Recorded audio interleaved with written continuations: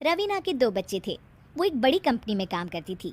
उसके ऑफिस जाने के बाद उसकी सास उसके बच्चों को संभाला करती, लेकिन रवीना को इसकी कोई कदर नहीं थी। एक दिन रवीना अपनी माँ से फ़ोन पर कहती है, मम्मी क्या बताऊँ, मेरी सास तो बिल्कुल अच्छी नहीं है। वो समझती नहीं है कि मुझे कितना काम करना पड़ता है।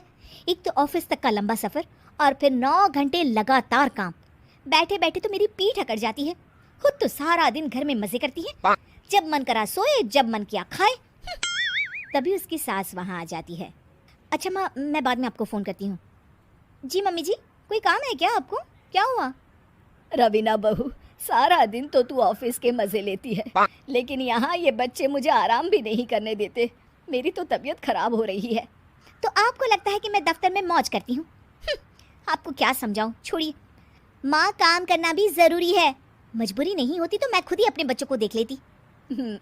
अब आज तो छुट्टी है ना, आज तो कम से कम घर का काम कर ले।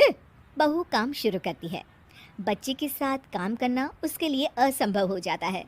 वो जाकर बच्चा सास को देती है और कहती है, मम्मी जी ज़रा बच्चा तो पकड़ लीजिए, मैं घर का काम कैसे करूँ?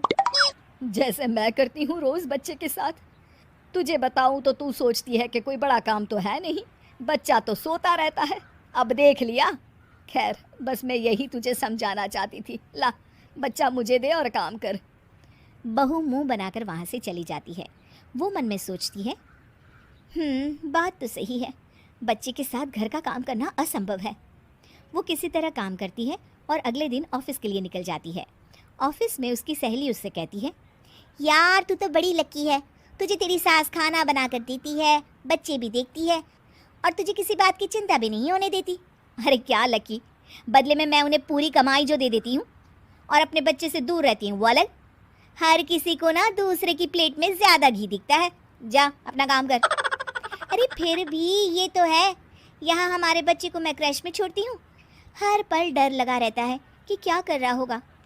खैर चल, मुझे क्या। बहू घर आती है तो देखती है कि उसकी सास उसके बच्चे को बड़े ही प्यार से खिला रही होती है। वो माँ को देखकर खुश हो जाता है। बहू मन में सोचती है कि बात तो सही है, सासू माँ सारा दिन काम करती है, मैं ऑफिस से आकर भी काम नहीं करती हूँ। वो सास के पास जाती है और कहती है, माँ जी थक गई आप? और क्या, सारा दिन चक्कर घीनी की तरह पूरे घर में घूमती रहती हूँ और अब उम्र भी नहीं रही। लेकिन चल, तू बता क्या हुआ, कुछ काम है क्या?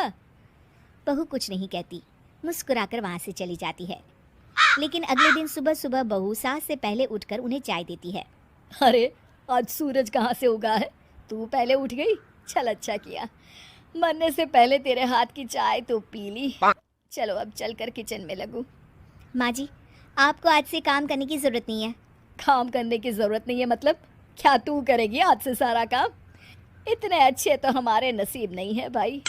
नहीं माँ जी, मैं नहीं करूँगी, ना ही आप करेंगी, बल्कि ये करेगी। तभी वहाँ एक काम वाली बाई आ जाती है। ये कौन है बहू? माँ जी, ये नौकरानी है और आज से सारा काम यही करेगी। मुझे माफ़ कर दीजिए माँ जी, मैं नहीं समझ पाई कि आप थक जाती हैं। आज से आप सिर्फ आराम करिए और मुन्ने के साथ खेलिए। और सास बहू बच्चे के साथ खेलने लग जाते हैं।